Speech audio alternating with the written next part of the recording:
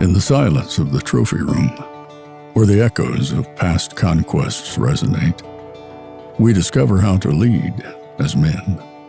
It is not solely about the trophies we proudly display, but the courage to learn from defeats, humbly lead, and forge a legacy worth more than any physical accolade. Together, we'll discover how to lead from the trophy room. Hey, welcome to Leading from the Trophy Room podcast.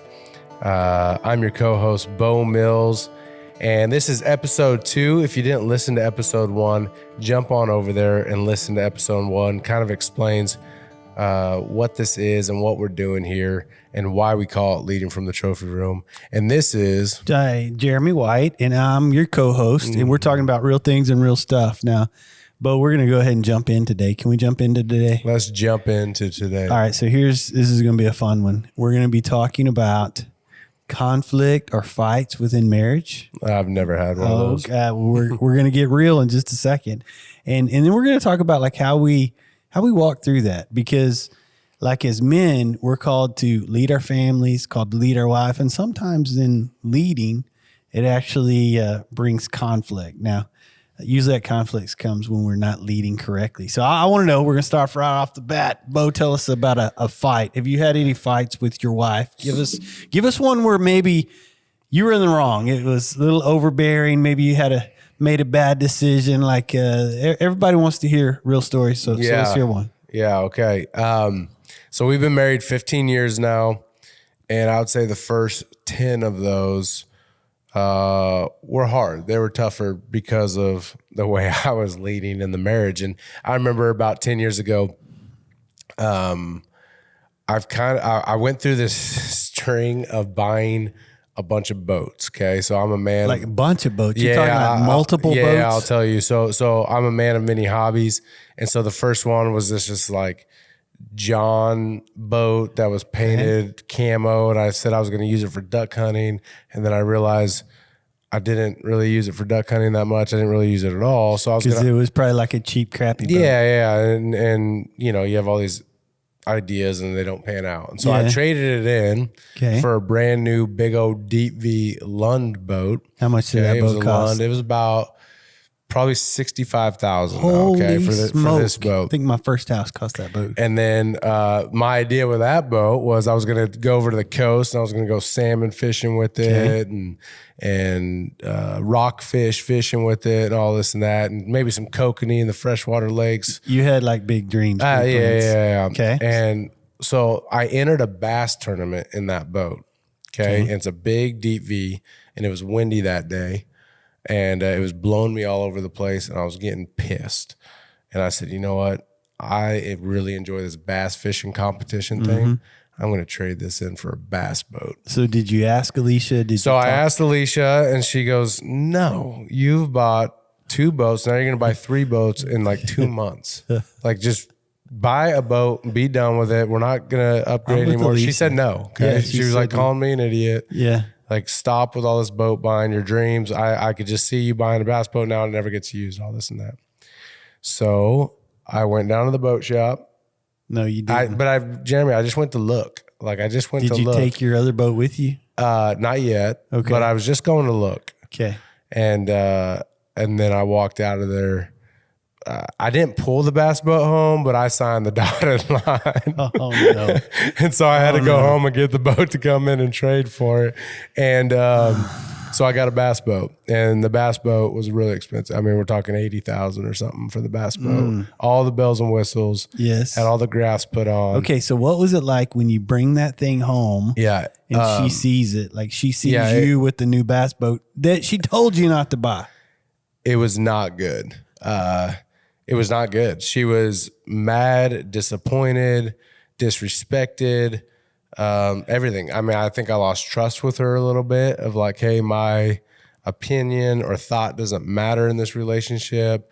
Hey, he's just going to do whatever he wants, when he wants, whether it's good for the family or not good for the family. Okay, so let's just stop right there. How much of that was actually correct? None of it was correct. Okay. I was just being selfish. Like, Okay. so my heart is for our family and her, and I would never want to hurt her, right? But my flesh was just being selfish, and I really wanted this bass boat. Like, and I think I have a problem. Like I can't, I don't know why I can't just like do the basics. Like it's got to be over the top and extreme with everything I do. And so it was a little excessive. Like it was the best of the best, all the stuff on it, the bells and whistles. It was just all bad. All right. So Beau, your example is perfect example. What we find in James. What causes fights and quarrels among you? Don't they come from the selfish desires that wage war within you? Like that's why you got in the fight, right? Yeah. Yeah. Yeah. So Can I keep going with how bad it got? oh, it got worse? Yeah. All So right, the next week we go over to the coast with her whole family. Okay. So her whole family, she's the oldest of 4 girls. We get a pretty nice place right on the beach, and me and my brother-in-laws go out to get some cigars, and we're coming back, and I walk into the room with my wife and her 3 sisters where they're on a couch. My wife is bawling, crying. Uh-oh. She's just told them everything I've done. And then her sister goes to like, let me know, put me in my place on how bad I am and disrespectful to her sister. So how'd that feel? It was not good. She got some okay advice, not very good advice, and she went ahead and did it and kind of confronted me right there, my wife, and I didn't handle that well. This is a time in my life where I wasn't following the Lord, and I just packed my bags up and I walked out. I didn't even have a car there. I literally walked down the freeway with my suitcase, and I got a hotel room, and then the next day I rented a car and I drove home.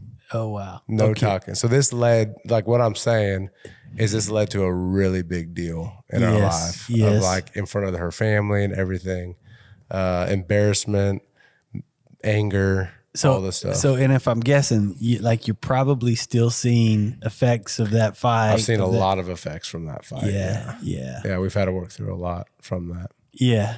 So that's okay. So I'm feeling You your didn't pain. know what you were going to get into. I'm feeling your pain, and if I'm guessing some of the men that are listening to this probably, guys, let us know if you're feeling Beau's pain, if you've been there, if you've done that. Okay. So, all right. So how did you recover? Like, did you recover? Yeah. Well, hang on. Before you go back to that, so what do you wish you could do over? Like, if you could go back and like, let's pretend we're watching the film, game film. Well, the easy answer would be just to not have bought in the bass boat. Right. That's the easy answer. Okay. Yeah.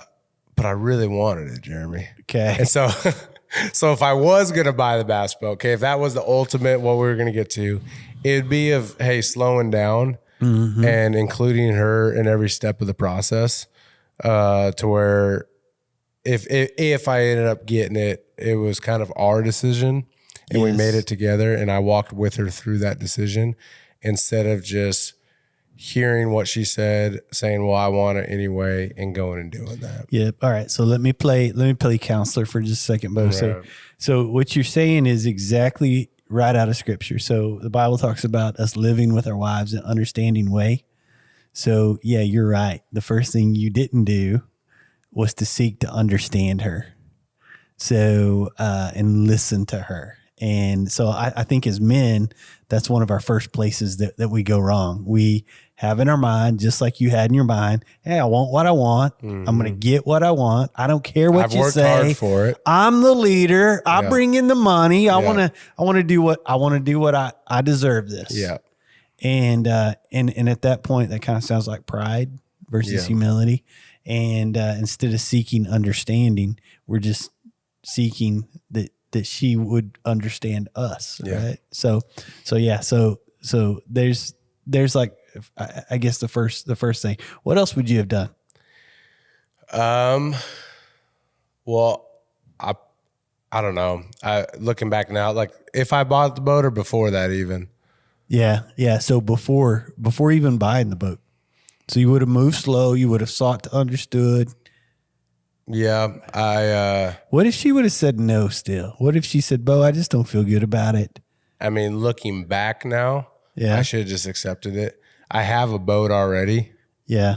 Like I already own a boat, a really nice brand new boat. Yeah. Like I hadn't even owned it like a month. A month? Yeah. Oh, no, I yeah. went through 3 boats in like 2 months. Okay. Yeah. I'm with And Alicia. So I'd probably just be like, that makes sense. Okay. And I have a brand new nice boat, and I can make do with this for right Yeah. now. Okay. So that's another. Let's coach a little bit. Okay. So I think as men too, I think we fight the wrong fights. Yeah. Okay. So that was a fight that you entered. That was a fight that you're like, hey, I'm just going to do it. Forget you. But really at that moment, there was no big family value that you had in your family, no biblical value. Yeah. That you played the trump card. You overrid your wife. Yep. And said, forget I'm gonna it. do it anyway. I'm going to do it anyway. So like as men, we should be very slow. Don't I hold a trump card? You hold that trump card. Okay. Yes, you do. I just can't pull it out whenever I want to. We are talking about trump card, right? All right. So the trump card, yes, we're only pulling it out whenever, whenever we're protecting our family. Okay. Like that's part of being a man. So I'm going to pull out the trump. If there's something about her safety, if there's something about our family safety, then yes, I'm going to pull out that trump card. If it violates our values that we live out as followers of Christ, for instance, your wife says, hey, we're no longer going to follow Jesus, go to church, read the Bible. Hey, that's when you play your trump card. No, honey, this is the way we're going. We're following the Lord. What if I see her going down a path that I don't think that's a spot, right? Yeah. Like you're pulling out the trump card, trying to correct her. Yeah. It's, again, balancing it out with living in an understanding way, sacrificing for her, living selflessly. So yeah, you're directing her in such a way that's leading her back to the Lord. So what about but as a man, I want things. Like have you ever wanted something, Jeremy? Beau, I want stuff all the time. Like how do I handle like that temptation of like wanting to go on big trips, wanting to do things like, So here's what, do you believe your wife loves you? I do believe my wife Do loves you me believe a lot. your wife wants to bless you? Yes. Do you believe that your wife is probably the most generous person in your life? Yes. Okay. So trust her. Yeah. Like trust her. Cause if I'm guessing, she's also wrestling with this as well. Like she's trying to determine, hey, is this trip smart? Is it wise for us to spend But you know this how many decision? Amazon boxes come to the front door every day, Jeremy? Beau, I too know the Amazon man by name. Okay. All right. So I'm just wondering, like, how do I just trying to talk real here? So that's where like we have to be able to have those real conversations. It's funny you brought up Amazon boxes because is there a fight? There's been you a want little to share. Yeah, there's been a little tension. So like in our family, we get a lot of deliveries. All right, so FedEx, UPS, Amazon. It's very rare that those 3 guys do not come in our house every day. Okay, now some of it is Misty's photographer, so she gets a lot of things shipped in because it's related business. I understand that, but I also understand like every time Amazon pulls up, UPS pulls up, there's a dollar sign. Somebody had to pay them to come into my house, and I have a feeling I know who that somebody was. Yeah.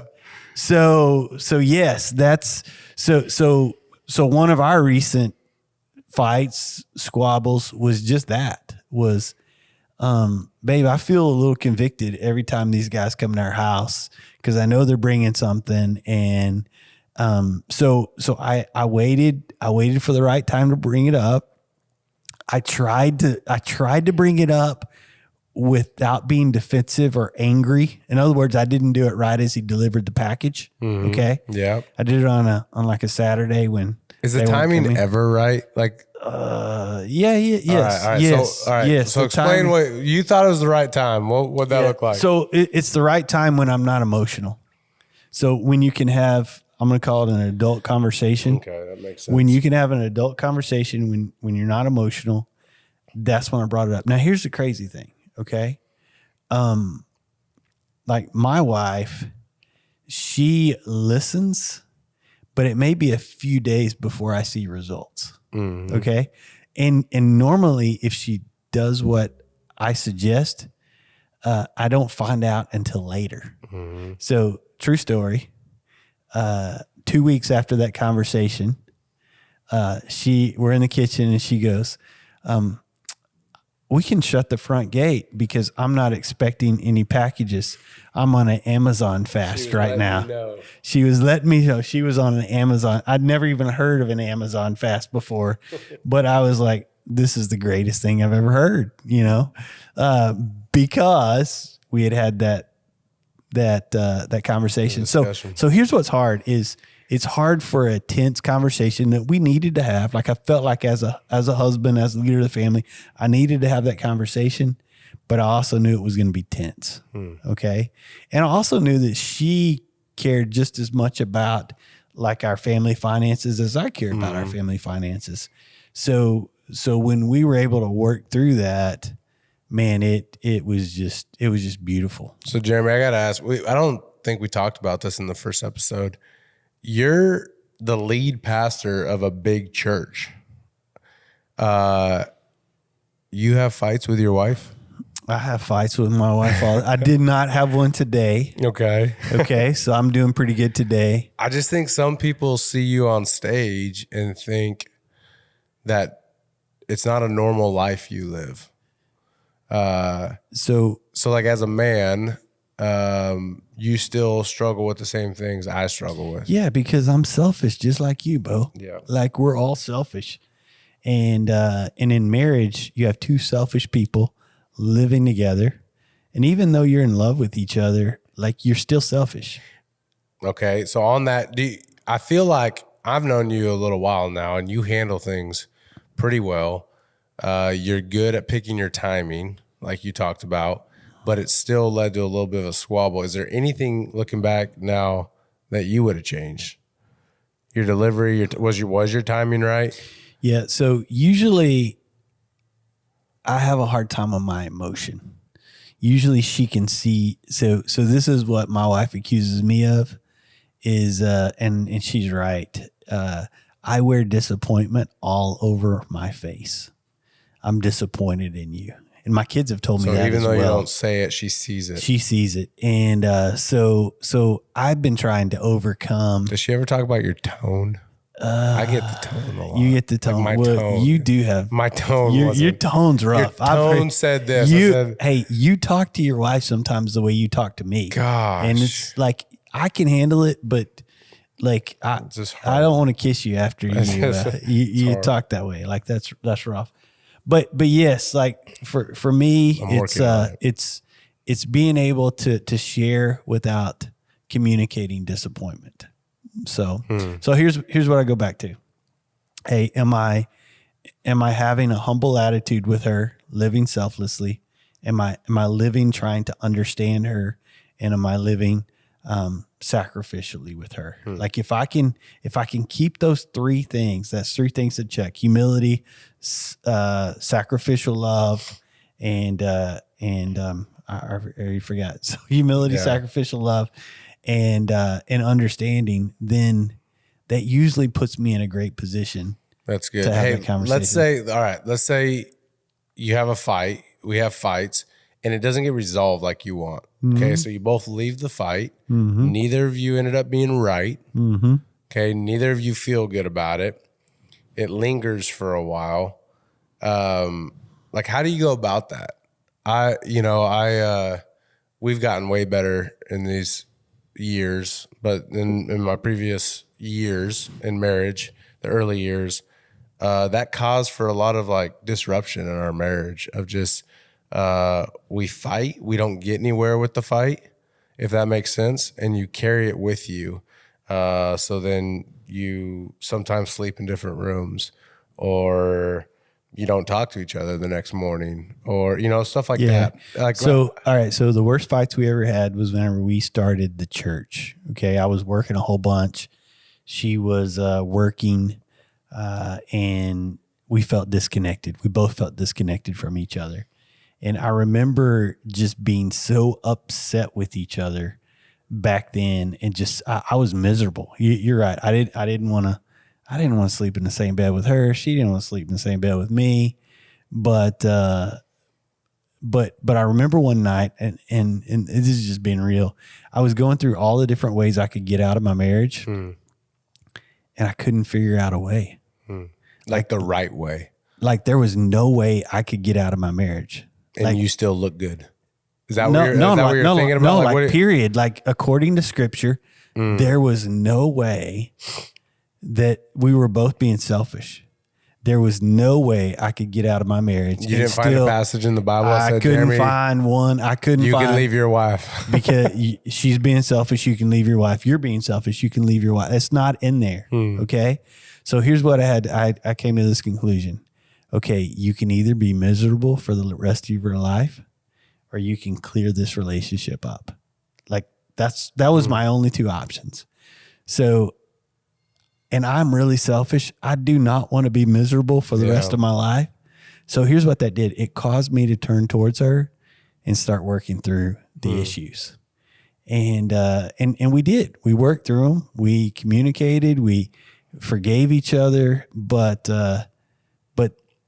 those are really, as a follower of Christ, that's really my only two options. I can either be miserable, or I can patch things up with my wife. Yeah, and that's funny, because that sounds like the turning point of our marriage was when I brought her to you and Misty, and I came with all her problems. I've told this story before, but I came with all her problems, and you looked at me and said, hey, that's not your job. Like, your job is just to love her through all this.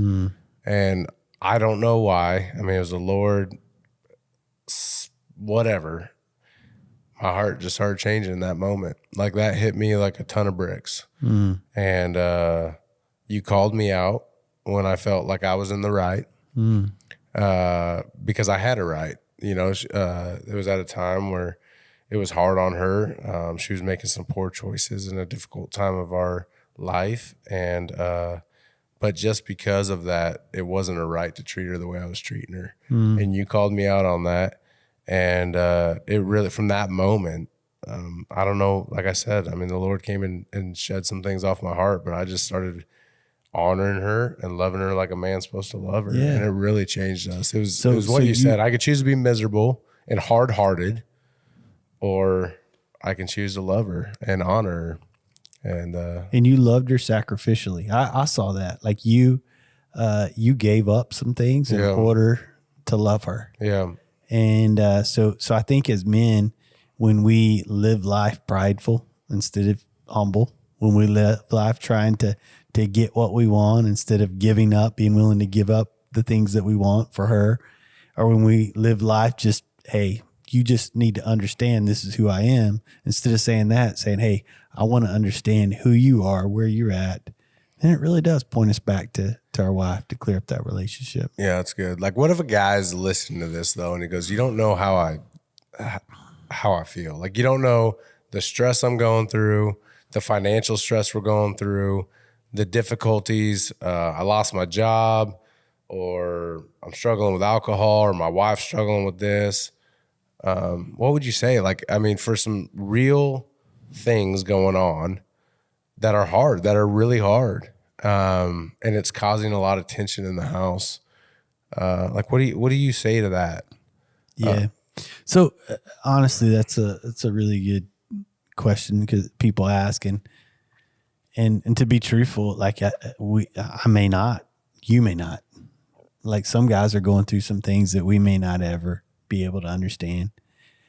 But the Lord does. Like, not to be trifle with that, but he sympathizes with everything we go through, because he lived a life here on earth that was extremely hard. So, okay, all right, I'm going to stop you there just because. So about 3 years ago was the turning point in my life when I really started to understand that. Okay. So what you just said, I get now. Yep. I totally understand it.